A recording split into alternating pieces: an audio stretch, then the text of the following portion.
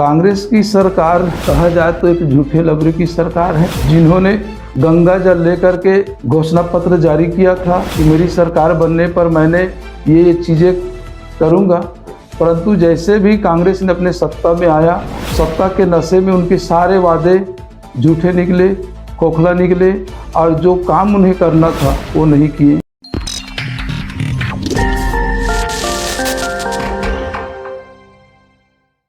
नमस्कार, election blueprint में आपका स्वागत है। मैं हूं अविनाश राज सिंह और आप देख रहे हैं लोकसभा विधानसभा चुनावों पर हमारा खास कार्यक्रम परिचय पत्र। इसी क्रम में कड़ी को आगे बढ़ाते हुए आज हम एक बार फिर से चले आए हैं छत्तीसगढ़ राज्य के सारंगढ़ जिले, और सारंगढ़ जिले का ये विधानसभा है सारंगढ़। सारंगढ़ विधानसभा में मैंने और भी अलग प्रत्याशियों से परिचय पत्र आपको दिखाया है। इसी क्रम में आज सारंगढ़ विधानसभा से एक विधानसभा चुनाव लड़ रहे नए प्रत्याशी के पास हम बैठे हैं। प्रत्याशी तो नए हैं लेकिन पार्टी पुरानी है और अपना दमखम छत्तीसगढ़ विधानसभा चुनाव में दिखाती रही। तो चलिए कार्यक्रम की शुरुआत करते हैं।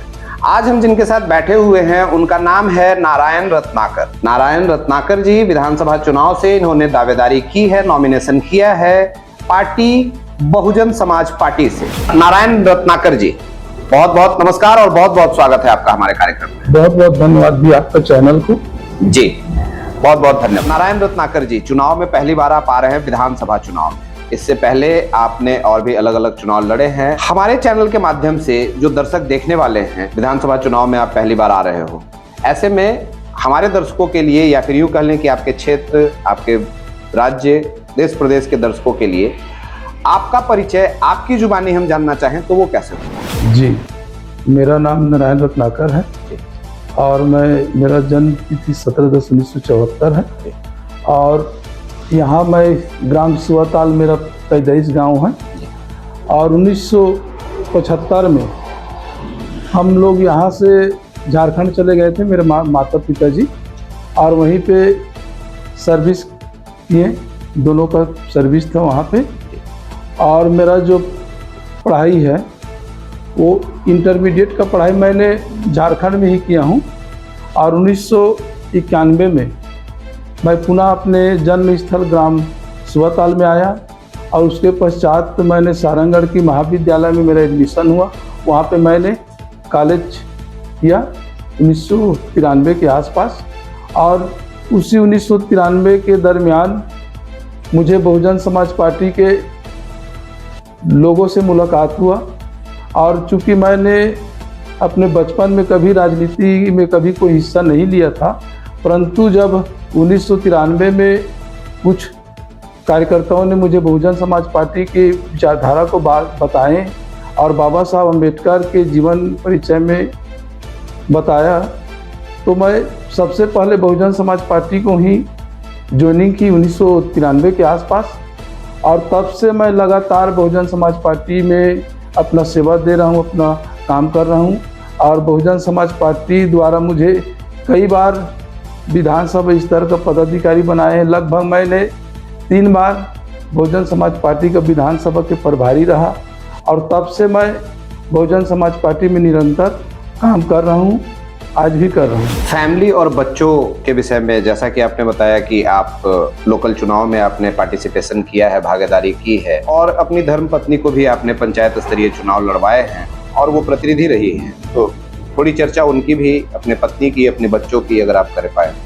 जी, मेरे 4 बच्चे हैं, 2 लड़का 2 लड़की, और मैंने 3 बच्चे का शादी कर चुका हूँ और मेरा एक छोटा बच्चा जो अभी पढ़ाई कर रहे हैं। चूँकि राजनीति में पंचायत स्तर के चुनाव में यहाँ पे महिला के लिए रिजर्व सीट थी, जहाँ पे मैंने अपने महिला को पंचायत के चुनाव में उतारा, तो मुझे मेरे ग्राम पंचायत सुआताल, जिसमें आश्रित ग्राम महकमपुर है, लेकिन दोनों गांव ने मुझे, मेरी पत्नी को एक बहुत ही अच्छा आशीर्वाद दिए और हमने बहुत ही रिकॉर्ड मतों से मेरी पत्नी सरपंच बनी और मैंने 5 साल तक लोगों की सेवा की और मेरे जो पंचायत में किसी प्रकार की कोई समस्या नहीं रही है। मैं डोर टू डोर लोगों से जुड़ा रहा और लोगों ने मुझे आशीर्वाद दिया और उसी आशीर्वाद की बदौलत है कि फिर से मुझे विधानसभा में टिकट मिला और लोगों ने आज भी मुझे, मेरे गांव के लोगों ने मुझे बहुत प्रेम करते हैं, बहुत प्यार करते हैं। और मेरे गांव के लोग मुझे टिकट मिलने के बाद बहुत ही खुशी जाहिर की, बाजा गाना फटाका के साथ मुझे टिकट मिलने पर बहुत ज़ोरदार स्वागत किया। और आज भी मेरे गांव के लोग मेरे साथ हैं और मेरे निर्वाचन क्षेत्र में पूरा समय दे रहे हैं। और मुझे फिर से मेरे गांव के लोग, मेरे सारंगगढ़ विधानसभा के लोग मुझे फिर से विधायक के रूप में देखना चाह रहे हैं। लोकल चुनाव में, क्षेत्रीय चुनाव में प्रतिनिधित्व किया है, कुछ उस पर प्रकाश डालने की बात अगर करें तो? मैंने फिर से सेवा सहकारी समिति का चुनाव लड़ा, उस पर भी मेरे क्षेत्र के लोगों ने मुझे आशीर्वाद दिया। और मैंने सेवा सहकारी समिति में उपाध्यक्ष के पद में रहा। और लोगों की जो समस्या थी सोसाइटी में, जैसे बरदाना की समस्या, तौल की समस्या, लोगों की पेमेंट कराने की समस्या, ये सारे समस्याओं का मैंने बहुत ही गंभीरता से निर्णय लिया। उनको जो समस्या थी सोसाइटी में, तो मैंने किसान के साथ उनके कंधों से कंधों मिलाकर के उनकी जो समस्या रहती थी, मैंने उनका हल किया। मैंने हमेशा जब सरकार द्वारा धान खरीदी होता था, तो मैंने 3 माह 2 माह जो भी उनके चलता था, तो मैं प्रतिदिन सेवा सहकारी समिति में जाता था, वहाँ पे बैठता था और बैठ करके जो लोगों की समस्या होता था, धान खरीदी में जो समस्या उत्पन्न होता था, उसको मैंने निराकरण करने का प्रयास करता था, जिससे मेरे जो क्षेत्र के किसान थे मेरे साथ बहुत ही खुश थे। मकसद क्या था आपका? किस मकसद से आप जुड़े पार्टी से? 93 से 2023 तक पार्टी में रहते हुए आप जिस मकसद से जुड़े, जिस मिशन से जुड़े, जिस विजन से जुड़े, उस विजन में, उस मकसद में आज 2023 तक खुद को कितना कामयाब कर पाए? ठीक है चैन की, क्योंकि ये संतों महापुरुषों की एक मिशन मूवमेंट है, जहाँ पे हमारे छत्तीसगढ़ में गुरु घासीदास जी की बात करते हैं, अब बाबा साहब भीमराव अम्बेडकर जी हैं। तो इनकी जो विचारधारा था, ये देश में समता मूलक समाज है। और समता मूलक समाज होने के नाते, एक जनता होने के नाते मैंने इसी को चयन किया, क्योंकि ये समानता की भावना रखते थे। बहुजन समाज पार्टी को भले एक पार्टी है, लेकिन हम लोग एक मिशन समझते हैं। मिशन का मतलब ये है कि जो संतों महापुरुषों ने जो सपना देखा था भारत के लिए, कि भारत में एक समानता मूलक समाज की स्थापना हो और सभी लोग समान रूप से जिए, और इसी विचारधारा को लेकर के मैंने बहुजन समाज पार्टी में जुड़ा। और बहुजन समाज पार्टी में हमेशा मैंने संघर्ष किया, लोगों के साथ जुड़ा, लोगों की समस्याओं के साथ जुड़ा, और लोगों ने मुझे आशीर्वाद देते रहे हैं। और मैंने भी बहुजन समाज पार्टी से लंबे समय से जुड़ने के साथ साथ मैंने कई बार बहुजन समाज पार्टी से टिकट मांगने का प्रयास किया और टिकट मांगा भी, परंतु मुझे पहली बार अभी टिकट मिला है, तो मैं चुनाव लड़ रहा हूँ। लेकिन जहाँ लोगों की समस्याएं हैं, लोगों की समस्याओं को हल करने के लिए मैंने जुड़ा हूँ। अच्छा, राजनीतिक में मैं कोई रुपया पैसा कमाने के मकसद से मैं नहीं जुड़ा हूँ, मैंने जनता की सेवा करने के लिए जुड़ा हूँ। मैं इसी दरमियान एक चीज़ आपको मैं बताना चाहूँगा। एक रिसोड़ा गांव था, जहाँ पे मैंने पिछले माह जनसंपर्क में गया था। तो मेरा सबसे जीवन का, राजनीतिक जीवन का एक सबसे बड़ा दुखद घटना या एक सोच कहना चाहिए, मुझे बहुत तकलीफ लगा। एक महिला थी, वो लगभग 75 साल की थी, उनका पति डेथ हो गया था, और उनके पति के साथ साथ उनका जो लड़का था, उनका भी डेथ हो चुका था, लेकिन उनके 2 छोटे छोटे नाती था। तो उनके पास मैं गया, तो वो मेरे साथ रो करके चिपक करके बोला कि भाई मैंने अपने पति खोया हूँ, लेकिन मुझे आज तक पेंशन नहीं मिला। तो मुझे बड़ा वहाँ पे दुख लगा कि भाई जो 75 साल के महिला है, उनके छोटे छोटे बच्चा है, लेकिन ये जो सरकारें हैं तो उनके एक पेंशन नहीं बना पाया। तो ये मेरे जीवन में सबसे बहुत बड़ा पीड़ा लगा कि इस तरह से भी लोगों के साथ होता है। तभी से मैंने प्रतिज्ञा लिया कि इस बार मुझे बहुजन समाज पार्टी से टिकट लेना है, और टिकट यदि मिलता है मुझे, तो मैं बहुजन समाज पार्टी के साथ विधायक बनूंगा। प्रेरणा स्रोत किसे मानते हैं आप? अपने राजनीतिक गुरु की अगर बात की जाए या प्रेरणा स्रोत की बात की जाए तो कौन है आपके प्रेरणा स्रोत? मैं तो अपने माननीय काशीराम साहब जी को अपना प्रेरणा स्रोत मानता हूँ, जिन्होंने एक गरीब परिवार से काशीराम जी थे, और जो बाबा साहब अम्बेडकर जिसने इस देश का संविधान लिखा, और माननीय काशीराम साहब जी बाबा साहब की उसी संविधान को इस देश में लागू करने के लिए बहुजन समाज पार्टी की स्थापना की।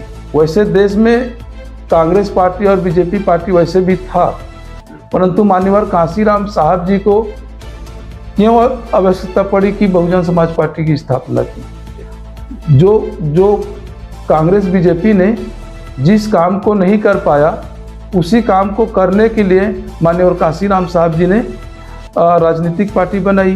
जो देश के दबे कुचले जो गरीब वर्ग हैं उसके लिए राजनीतिक पार्टी बनाई, और काशीराम साहब चाहते थे कि इस देश के जो गरीब वर्ग है उनको भी राजनीति में हिस्सेदारी मिलनी चाहिए। आपके राजनीतिक जीवन के कुछ महत्वपूर्ण कार्यों पे अगर प्रकाश डालने की बात हो तो वो क्या रहे हैं? जी, जब मुझे पंचायत में प्रतिनिधित्व करने का मौका मिला तो मैंने लोगों की समस्याओं से सीधे जुड़े थे। बहुत से लोगों की जहाँ पेंशन की समस्या था तो उनके पेंशन बनवाने का काम किया। बहुत से लोगों का जहाँ पे शौचालय बनवाने का बात थी वहाँ पे लोगों की शौचालय भी बनवाया। जहाँ आवास की बात थी तो लोगों को लिए मैंने अपने ग्राम पंचायत के जिनके पास आवास नहीं था उनके लिए भी मैंने आवास बनाने का काम किया। और मेरे गांव के जो सड़कें थी जो बहुत ही कीचड़ हुआ करते थे उसको भी मैंने बनवाने का काम किया। मेरे ग्राम पंचायत में मैंने एक पंचायत भवन का कार्य किया, सीसी रोड का निर्माण किया, पुल पुलिया का निर्माण किया। मैंने बहुत से जो मूलभूत आवश्यकता थी मेरे ग्राम पंचायत में, उन सारी व्यवस्था को मैंने अपने पंचायती कार्यकाल में किया। वर्तमान सरकार के 5 वर्ष के कार्यकाल को कैसे देखते हैं? कांग्रेस की सरकार कहा जाए तो एक झूठे लबरे की सरकार है, जिन्होंने गंगा जल लेकर के घोषणा पत्र जारी किया था कि मेरी सरकार बनने पर मैंने ये चीज़ें करूँगा, परंतु जैसे भी कांग्रेस ने अपने सत्ता में आया, सत्ता के नशे में उनके सारे वादे झूठे निकले, खोखला निकले, और जो काम उन्हें करना था वो नहीं किए। आप देख लीजिए, छत्तीसगढ़ की जो संपत्ति सबसे ज़्यादा नुकसानदायक उनके लिए है कि नरवा घुरवा बाड़ी की बात करते थे, छत्तीसगढ़ के पूरे बजट उसी में लगा दिए हैं। और जिस गरवा गोठान की वो बातें करते हैं वहाँ पे न तो एक गाय है न मवेशी है। सारे मवेशी आज रोड में घूम रहे हैं, जिसके चलते एक्सीडेंट हो रहे हैं, मवेशी वहाँ पे मर रहे हैं, जनता एक्सीडेंट होकर के मर रहे हैं। तो ये सारे जो बातें हैं कांग्रेस की झूठे वादे हैं। और कांग्रेस ने ये भी वादे किए थे कि मेरी सरकार बनने पर मैं रोजगार की व्यवस्था करूंगा, परंतु उनकी रोजगार आप लोग देख लीजिए, कभी प्रेस मीडिया में आया था कि 75 लाख रुपया लेकर के नौकरी में दिए हैं। ये हमने नहीं कहा रहा, पर प्रेस मीडिया के माध्यम से बात हमारे सामने में आए हैं। और सरकारें ने आवास की बात आप ले लीजिए, वो भी पूर्ण नहीं किए। अभी अंतिम समय में जब उनकी चुनाव होना है तो आवास के लिए काम कर रहे हैं और घोषणा कर रहे हैं कि यदि मेरी सरकार आएगी तो मैं आवास की जो संख्या उसे बढ़ाऊंगा। लेकिन जब 5 साल में उनको मौका मिला तो लोगों के आवास बनाने का काम नहीं किया। आज मैंने क्षेत्र में कई जगह मैंने घूमा हूँ, मैंने देखा है कि वहाँ पे कहीं पे रोड नहीं है, कहीं पे पुलिया टूटा हुआ है। और ख़ास बात, सबसे बड़ी बात यह है कि ये सरकारें जो आत्मानंद स्कूल चला रहे हैं, लेकिन जो शासकीय स्कूल है उसकी बिल्डिंग बहुत ज़्यादा टूटा हुआ है। तो वर्तमान 5 वर्ष के सरकार के कार्यकाल को आप अच्छा नहीं मान रहे, यानी फेल मान रहे? जी बिल्कुल फेल है कांग्रेस की सरकार की 5 साल की कार्यकाल। तो बड़े बड़े होर्डिंग्स और पोस्टर लगा करके सारे वादों को पूरा करने का दावा सरकार कर रही है, उन होर्डिंग बैनर पोस्टर को कैसे देखें? और तो बेकार की चीज़ें हैं, अपने वाही लूटने के लिए काम तो किए नहीं हैं, लेकिन लोगों के दिल में ये बात जाए कि मैंने बहुत से काम किया हूँ।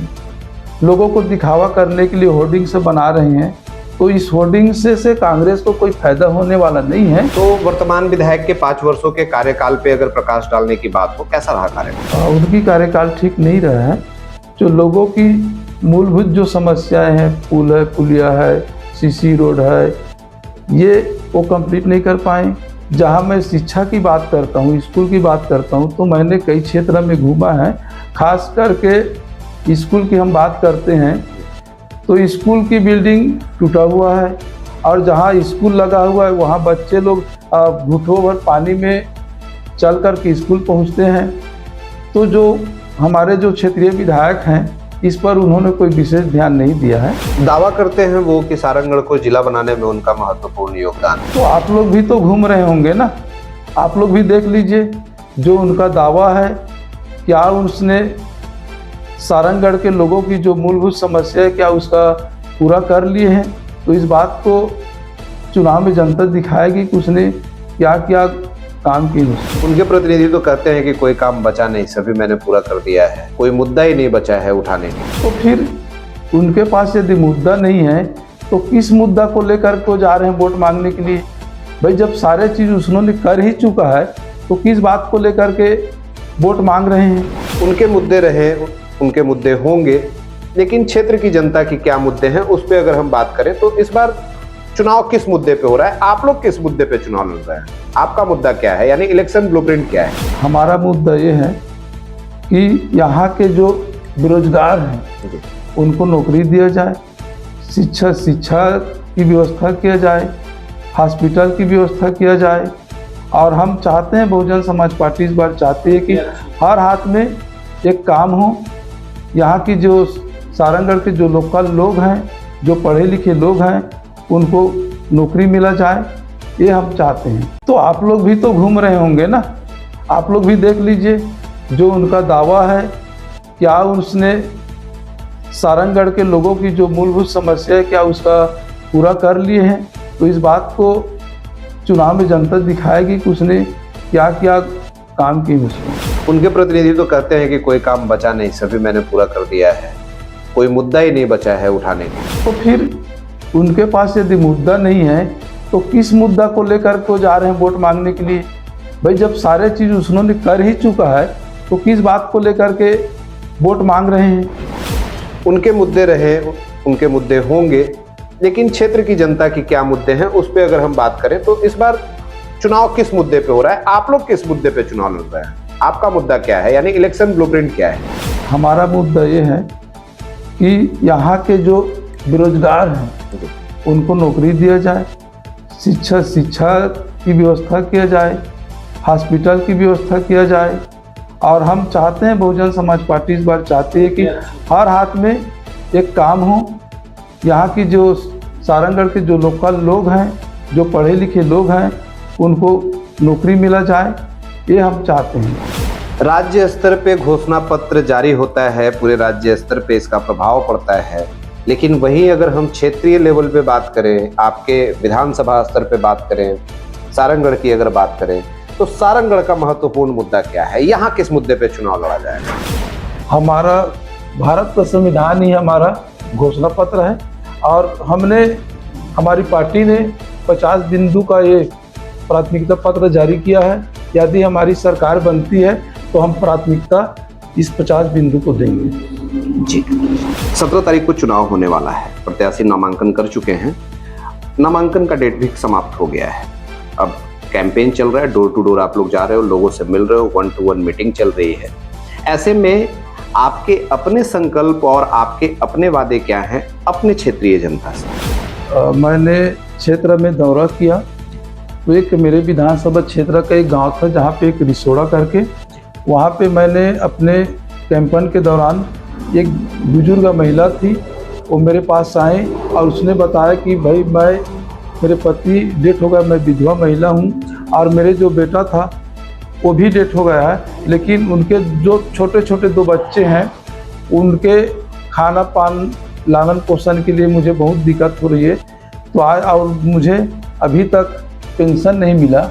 तो उसी दिन मुझे इस बात की मैंने संकल्प लिया कि राजनीति में बहुत से लोग नेता लोग आते हैं अपने रुपया पैसा कमाने के लिए, परंतु मैं राजनीति में आया हूँ तो उनसे मैंने उनकी जो स्थिति देखकर मैंने उनसे प्रेरणा ली कि मुझे यदि सारंगगढ़ में यदि मैं विधायक बनता हूँ तो सरकार द्वारा एक वेतन निर्धारित होता है। शायद यहाँ छत्तीसगढ़ में विधायकों को 1,60,000 का वेतन मिलता है। तो मैंने संकल्प लिया कि ये 1,60,000 रुपया मैंने अपने क्षेत्र के जो गरीब लोग हैं, इस तरह से जो महिला को मैंने देखा, इसको मैं दान में कर दूंगा और मैं इस वेतन नहीं लूंगा, ऐसा मैंने एक संकल्प लिया। 53 सीट पे चुनाव लड़ रहे हैं आप, क्या लग रहा है कितना जीतेंगे? 53 का 53 जीतेंगे हम।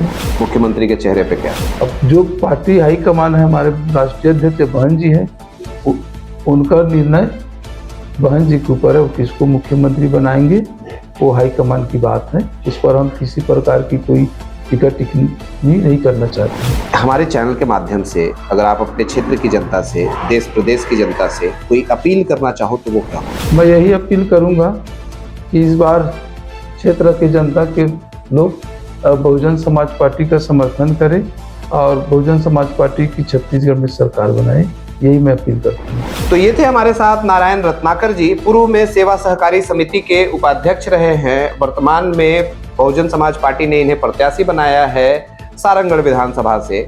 ऐसे ही अलग अलग विधानसभाओं से, अलग अलग क्षेत्रों से, क्षेत्रीय नेताओं से, वर्तमान प्रत्याशियों से हम आपकी मुलाकात करवाते रहेंगे, उनका परिचय रिकॉर्ड करते रहेंगे। आप बने रहिए हमारे साथ और देखते रहिए हमारे चैनल टुडेज ब्लूप्रिंट को। बहुत बहुत धन्यवाद नाकर जी हमारे साथ बातचीत करने के लिए। जी बहुत बहुत धन्यवाद, शुक्रिया।